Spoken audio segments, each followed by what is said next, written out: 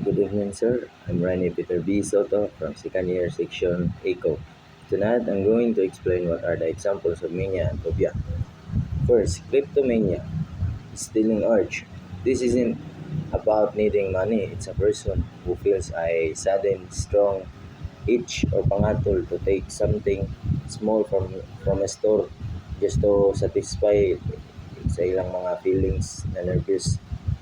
Ikaduha ay pyromania. This is a person who feels very excited or relieved by starting fires. Mao na silang mga hilig kayo, namatuwa kayo, di sila madlaw kung saan kayo. Katulo kay abnormally high energy, mao na siyang manic episode. Imagine nimo, someone who hasn't slept for 3 days but feels like having superpowers kani dito. Very fast, spend all their money, and feel like they can do anything. Feel kanila na mabuhat na tanan jud. So, sa phobia naman, tayo gitawag na acrophobia, fear of heights.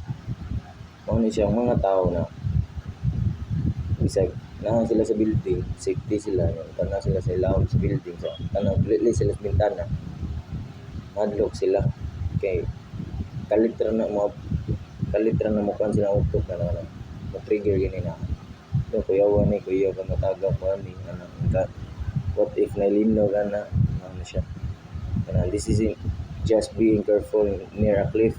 It is someone who feels dizzy, shaky, or terrified even if they are just standing on a sturdy balcony or a tall ladder. Ikaduha, claustrophobia, fear of small spaces. So this is the feeling of panic when you are in a tight spot. Kanang example, crowded kayo. Like for example sa elevator diha sa atong UC Manila, we all know na kanang grabe yung kayo diha kadikdik, siksikan kanang mahuot na lang diha. Sana ma-overload ilang kay kung pasapyod. Mao nilang kablokan kanang magkalit na sila og kuan diha kanang maglisod og ginawa. Ganahan sila mugawas ng elevator kay lagi phobia nila. Lastly kay arachnophobia, fear of spiders. So mo ni one of the most common fears. Even a tiny harmless spider can make a person scream, cry, or run out of the room because their brain sees it as a huge danger. Ako din yung example ni arachnophobia.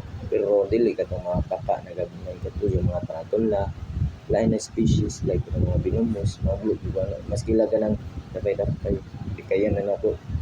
Di ko mo ahat o lutang nga na sa siya, may lagi, aglo ko.